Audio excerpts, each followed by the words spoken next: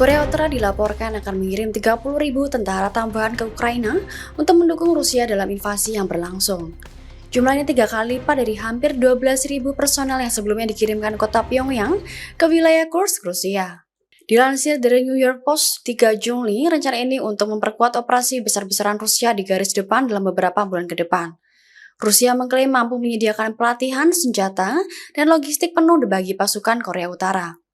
Peringatan ini muncul di tengah aktivitas militer di Bandara Sunan di Korea Utara yang mengindikasikan pengiriman besar-besaran. Korea Selatan sebelumnya telah memperingatkan kemungkinan pengerahan pasukan Pyongyang dalam waktu dekat. Rusia diperkirakan akan melancarkan serangan besar ke Ukraina dibantu ribuan pasukan Korea Utara. Lokasi serangan mungkin akan terfokus di wilayah Sumy, dekat basis militer penting Ukraina. Sekitar 50.000 tentara Rusia kini dilaporkan sudah berada di perbatasan Sumy. Presiden Putin sebelumnya telah menyatakan rencana membentuk zona penyangga di wilayah tersebut.